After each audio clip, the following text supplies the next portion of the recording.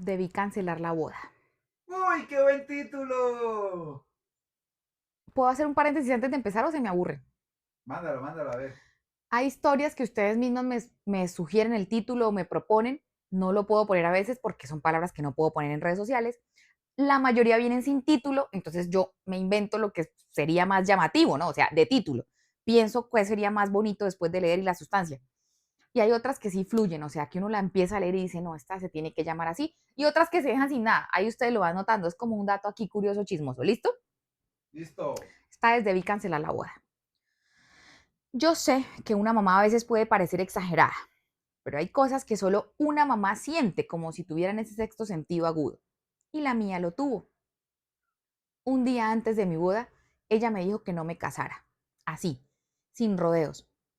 Me lo dijo con una seriedad que me hizo temblar por dentro, pero también con ese amor que solo una mamá sabe dar. Yo no le respondí nada, solo me le quedé mirando y por dentro, aunque no lo admití en ese momento, algo me dijo que ella sí estaba viendo lo que yo no quería ver. Esa misma noche, Fernando me llevó serenata. Era un gesto bonito, de esos que uno siempre soñó. Hasta mi papá lloró con una de las canciones que me dedicó. Yo estaba emocionada, feliz, sintiéndome como en una película. Pero cuando ya todos se fueron y quedamos solos un momentico, pasó algo que marcó el inicio de un ciclo que debí romper a tiempo. Todo fue por una bobada. Ni siquiera recuerdo exactamente qué fue, pero a él se le salió el mal genio y me gritó horrible. No era un grito de pelea normal, era uno de esos que se Pero es te que, quedan grabados. perdón, yo tengo que meter la cucharada. O sea, no era un grito de pelea normal. ¿Cuáles son los gritos de pelea normal y cuáles son los gritos de una pelea que no es Grave. normal? O sea, ¿cuáles son los gritos permitidos y admitidos dentro de una relación? Bueno, ¿Qué clase de relación permite y dice admite esto, gritos? es que me miró con una rabia que no conocía. Entonces, ¿cuál No, rabia sí conocía? Bueno, esto está sustancioso, seguidora. de entrada arrancamos mal. con todo respeto, esto está sustancioso y está bueno y probablemente tienes un concepto muy distorsionado de lo que es el amor. El amor no implica sufrimiento. Ni gritos, ni que me mire con rabia que me asusta. Pensaba que nadie nos había escuchado, pero mi hermana salió justo en ese momento. Mi hermana menor salió justo en ese momento con cara de susto, pues ella y mi mamá escucharon sus gritos. Yo me sentí tan chiquita, tan confundida y con tanto miedo de aceptar lo que estaba viendo. La verdad es que Fernando, delante de los demás, era un hombre encantador, educado, atento, siempre con una sonrisa. Pero cuando estábamos solos, no era así todo el tiempo. No era malo, tampoco voy a decir eso. Pero tenía momentos en los que parecía otra persona. Me hablaba feo, se burlaba de cosas que a mí me dolían y muchas veces me hacía sentir como si lo que yo decía no valiera nada. Pero luego él venía, me pedía perdón y volvía a ser el de siempre, el que le caía súper bien a toda mi familia y amigos. Yo no sé si era amor o miedo, pero ya todo estaba listo. Esa noche, pues, el vestido, las tarjetas del salón, los invitados, la luna de miel, todo. ¿Cómo iba a echarme para atrás faltando solo un día para la celebración? Además, no le di mucha importancia y pensé que era el estrés de la boda que lo hizo reaccionar así y que mi mamá estaba siendo exagerada. Mire, tomen esto como experiencia, no importa si falta un día, 10 minutos, 5 minutos, 30 Si segundos. ya les preguntaron, diga, perdóname a todos. No No acepto. acepto. Y corran. Huelen de ahí. Como mi mamá y mi hermana fueron testigos del grito que Fernando me pegó esa noche, él enseguida cambió la cara, me abrazó duro y me pidió disculpas. Dijo que tal vez se había pasado con los tragos, que no era su intención hablarme así, que estaba nervioso, que no quería dañarlo todo justo antes del gran día. Me dijo que yo era lo mejor que le había pasado en la vida, que me amaba como nunca había amado a nadie y que jamás, pero jamás volvería a levantarme la voz así. Lo dijo tan convencido, tan triste, con los ojos aguados, que yo, pues caí. Caí redondita y le creí. Y es que una cuando está enamorada se agarra de las palabras como si fueran promesas sagradas. Me dejé envolver. Me dije a mí misma que no era tan grave, que todos cometemos errores, que lo importante era que él me había pedido perdón y que yo lo amaba. Y sí, lo amaba. Con todo y sus fallas, yo lo amaba mucho. Mi mamá, sin decirme nada más, solo me miró. Esa mirada que lo dice todo sin necesidad de palabras. Yo quise pensar que estaba exagerando, que era normal que uno tuviera altibajos antes del matrimonio, que era el estrés, los nervios, la presión. Pero en el fondo, muy en el fondo, algo me decía que eso no era tan normal como yo quería creer. Esa noche dormí revuelta. No pude pegar el ojo tranquila. Pero al otro día me levanté con una sonrisa fingida y seguí adelante con todo. Al fin y al cabo ya estábamos a horas del matrimonio y ya todo el mundo estaba feliz esperando el gran día. La fiesta como tal estuvo muy bonita, no voy a mentir. Fue como la había planeado por meses, con cada detallito como yo lo soñé. Hubo muchísima comida, el trago no faltó y todo el mundo bailó hasta el amanecer. Todo el mundo decía que era una boda de revista, que todo estuvo perfecto. Y sí, yo también la disfruté, o al menos eso intenté. Fernando se la gozó como nunca. Se reía a carcajadas, bailaba con todos, brindaba, gritaba de felicidad. Pero yo, si soy sincera, vi que eso lo hizo más con los invitados y su familia que conmigo. Yo lo veía y sentía como si estuviera en una fiesta ajena. Sí, era mi esposo, pero parecía más pendiente de los demás que de mí. Apenas si cruzamos palabras entre baile y baile.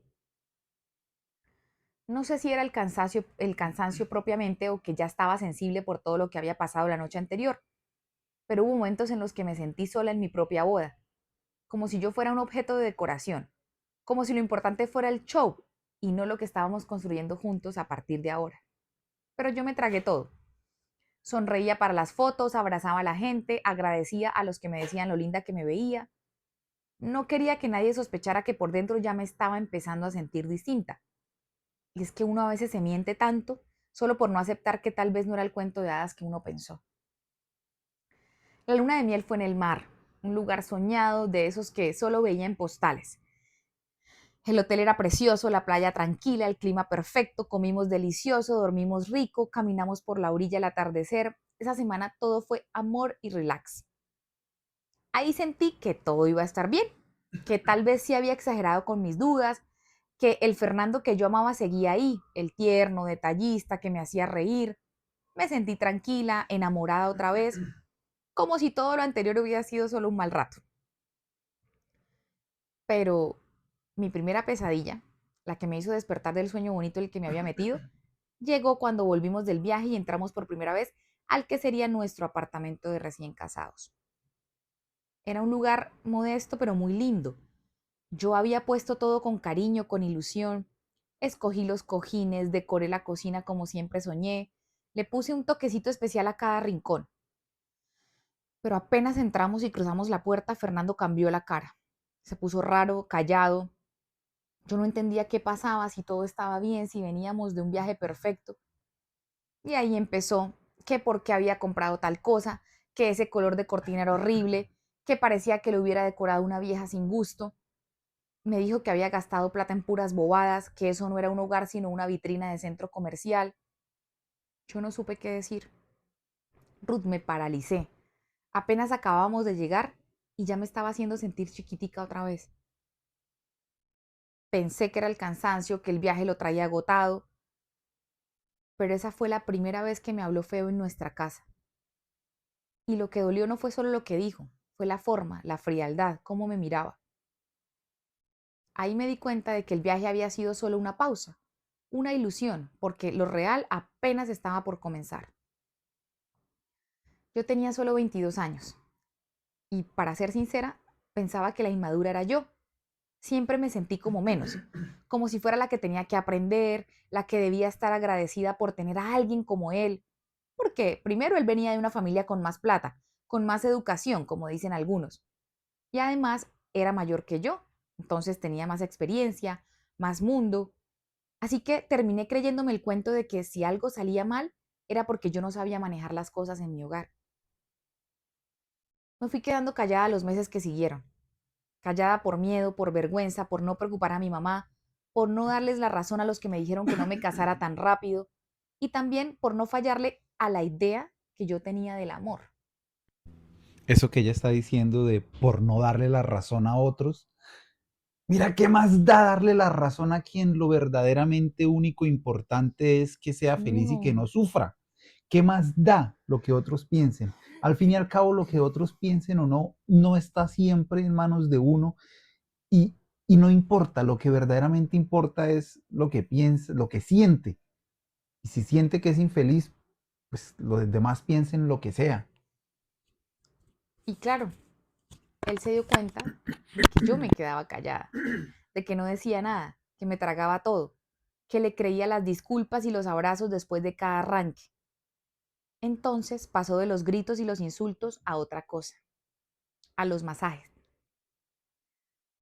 No de los que uno sueña cuando piensa en cariño, no. Eran estos disfrazados. Aprendió a lastimarme donde no se notara. Nunca me tocó la cara ni los brazos. Sabía cómo hacerlo. Sabía exactamente en qué parte del cuerpo y con qué fuerza para que yo pudiera salir a la calle y que nadie notara nada. Y yo, tan ciega, tan asustada, tan tonta, seguía justificándolo. Me decía que eran momentos de rabia, que él no era así, que algo debía estar haciendo yo para provocarlo. Me volví experta en esconder moretones, en sonreír cuando por dentro me estaba muriendo, en maquillar no solo mi piel, sino mi alma. A los casi 2 años de casada quedé en embarazo. Y ahí, ilusa yo, pensé que todo iba a cambiar, que con un bebé en camino Fernando se iba a volver más suave, más amoroso, más consciente. Me aferré a esa idea con todas mis fuerzas. Qué trimardito, sabandija esa es lo que es un trimardito. Como pobre seguidora, o sea, contando que ya sabía hasta cómo darle, digamos, para no causarle morados o para... Uy, qué mardito Porque ante la sociedad él desgraciado. era fenomenal, ¿no? Caía bien. Entonces era como, ¿quién le va a creer? Qué desgraciado, uy. Pensé que ser papá lo iba a transformar, Ruth, que tal vez ese pedacito de los dos iba a sanar lo que estaba roto. Pero qué va, si acaso se puso peor. No solo no cambió, incluso me llegó a lastimar estando yo embarazada. Nunca lo olvidaré. Sentir miedo por mí ya era costumbre, pero ahora tenía miedo también por mi hijo. Y sin embargo no hice nada, porque para ese punto ya me tenía completamente dominada y sometida. Su manipulación había hecho que me alejara de mis amigos, ya no hablaba casi con nadie. Poco a poco fui desapareciendo del círculo que antes me hacía sentir viva. Todo lo que no le gustaba lo iba sacando de mi vida. Las salidas, las llamadas, las conversaciones que no fueran con su familia o con él, todo se fue. Hasta mi risa fue cambiando. Yo no me reía igual. Tampoco estaba trabajando. Él insistía en que yo debía quedarme en la casa, que un hogar no se podía construir con una mujer afuera todo el día, que él se encargaba de todo. Y sí, se encargaba, pero no era generoso. Me controlaba hasta el último peso.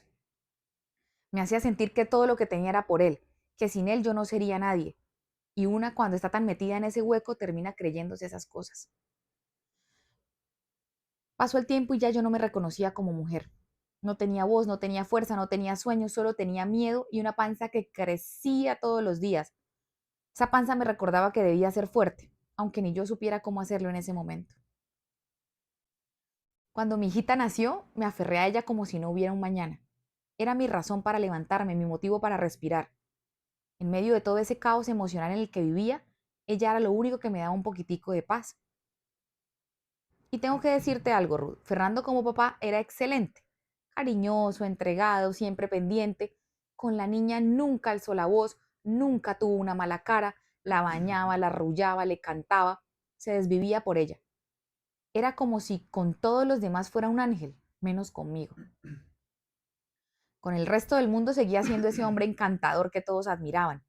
Con su familia era el hijo perfecto, el hermano que todos querían, el papá amoroso. Pero conmigo era otra historia.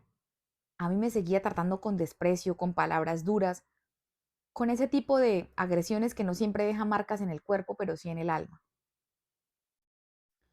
Un día, en un momento de desesperación, traté de contarle a mi cuñada lo que estaba viviendo, o sea, la hermana de Fernando. Pensé que tal vez me entendería, que me daría la mano, que me creería, pero no fue así. Me dijo que eso era depresión posparto, que no hiciera tanto drama, que las peleas de pareja eran normales, que yo tenía que aprender a ser fuerte.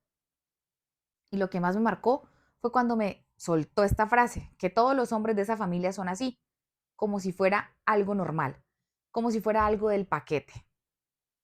Yo me quedé muda, sentí dolor y frío en el pecho como si me cerrara el mundo. En ese momento me di cuenta de que para ellos lo que yo vivía no era violencia, era costumbre, que no tenía escapatoria, que nadie me iba a creer y peor aún, que nadie iba a hacer nada para ayudarme. Estaba atrapada. Era una jaula invisible que nadie podía ver o no querían. Y lo más duro de todo es que empecé a pensar que tal vez yo era la que estaba mal y que tal vez tenía que aguantar. Así pasaron casi 7 años. 7 años de angustia, de miedo, de silencio. Lo que viví en ese tiempo no tiene nombre. Lo que aguanté, lo que callé, lo que me tragué por dentro fue un infierno. Por fuera seguía fingiendo. Seguía diciendo que todo estaba bien, que tenía una familia bonita, que era afortunada, pero por dentro me estaba muriendo pedacito a pedacito. A veces pensaba que si así era la vida, que algunas mujeres, no, perdón. A veces pensaba que así era la vida, que a algunas mujeres simplemente les tocaba sufrir, que no todas podíamos tener un matrimonio bonito. Me repetía que además lo hacía por mi hija, que no quería que creciera sin su papá. Pero lo cierto es que la estaba criando en medio del miedo. Yo no lo quería aceptar, pero era peor para ella. Debí irme aquella primera noche, cuando me gritó en la calle como un loco, cuando mi mamá me lo advirtió. Debí correr, no casarme jamás, pero me quedé y pagué un precio muy alto. Pude huir una noche en la que ya no podía más. Me armé de valor como nunca antes, le hablé a mi mamá, temblando, con la voz quebrada, le conté todo, absolutamente todo. No sé de dónde saqué las fuerzas, pero las saqué. Esa noche, Fernando llegó muy enojado. No sé cómo, pero algo presentía. Entró como una fiera, gritaba, golpeaba cosas, tiraba, no escuchaba razones. Se metió al baño de la habitación detrás de mí y fue ahí donde perdió completamente el control. Mm, No sé si puedo decir que le Ay, cortaba el no. aire, No. como para ahogarla. Esa frase sí se puede. Digamos, bueno, ya se entendió con la seña. Yo no podía respirar, sentía que se me apagaba la vida. Pero en medio de todo eso, en medio del dolor, del terror, de la desesperación, algo me hizo voltear la mirada. Y ahí estaba mi hija Ruth, parada en la puerta del baño con los ojos llenos de susto. Le vi su carita paralizada sin saber qué hacer. Me miraba asustada, pero que no entendía qué pasaba. En ese instante algo se me rompió por dentro. Yo ya no podía permitir eso. Después de ese horror, cuando me soltó, me miró con frialdad y me dijo que le dijera a la niña que todo había sido un juego. Fernando me dijo que le dijéramos que solo estábamos jugando, que no hiciera un escándalo y que no exagerara. Me quiso obligar a cubrirlo con mentiras, a ponerle un disfraz bonito a su ataque, a callar como siempre. Vaya, pero Fernando era tremenda rata. O sea, en frente de la hija. Y bueno, ojalá esto que haya pasado frente a la hija haga reaccionar a la seguidora, porque si bien por ella ya no era capaz de tener eso, al De menos por salir. la hija, ojalá que sí pudiera haberlo detenido. Continúa, por favor, que me tiene intrigadísimo esta historia. Su ego de macho no le permitía perder su imagen de padre perfecto, de esposo ejemplar. Le importaba más lo que pensaran los demás que lo que acababa de hacerme. Le preocupaba más su fachada que los ojos llenos de miedo de su propia hijita. Ahí entendí, Ruth, que ese hombre jamás supo lo que era amar a una pareja, jamás. A mí nunca me respetó como mujer ni como su esposa, y mucho menos como la madre de su hija. Me usó, me controló, me destrozó poquito a poquito y lo disfrazó de amor. Pero eso no era amor, era puro poder, dominio, puro veneno. Yo no dije nada esa noche, solo lo miré con rabia, con asco, con un dolor que ya no me cabía en el pecho. Abracé a mi hija tan fuerte como pude, me la llevé a la cama conmigo y ahí en silencio, con ella dormida al lado mío, decidí que no me iba a morir en esa casa, que no me iba a enterrar viva. Esa noche ya no lloré, entendí que tenía que levantarme por mí, por mi hija y por todas las veces que me callé cuando debí gritar. Mis papás no podían creer lo que les conté esa noche que logré escapar. Mi mamá me abrazó y no se soltaba, lloraba como si con cada lágrima quisiera limpiar los años que me vio sonreír por obligación. Mi papá, que siempre fue un hombre tranquilo, apretaba los puños y se mordía los dientes de la impotencia. Bueno, quiero decir la lengua, ¿no? Debe ser. Sentí su rabia, su dolor, también su amor. Sentí que me quitaba un peso de encima. Por fin podía contar con ellos. Por fin ya no estaba sola. O de pronto nunca lo estuve, pero estaba mal. Esa misma noche, Ruth, fuimos a poner la denuncia. No lo pensé. Me llené de valor, del poco que me quedaba y lo grité. Grité todo lo que había callado por casi 7 años. Grité por mí, por mi hija, por todas las veces que permití lo que no debía. Me temblaba la voz, el cuerpo, las manos, pero ya no quería seguir viviendo con miedo. Quería que el mundo supiera quién era realmente Fernando, que detrás del hombre educado, del buen papá, del esposo perfecto, del adinerado, se escondía un monstruo que me había destruido en silencio. Pero para mi desgracia, y la de muchas mujeres como yo, el sistema no estuvo de mi parte. Las leyes que deberían protegernos se volvieron un laberinto. Dudaron de mí, me pusieron trabas, me pidieron pruebas como si una tuviera tiempo de tomar fotos mientras le hacen esto. Me miraban como si exagerara, como si hubiera sido solo una pelea de pareja.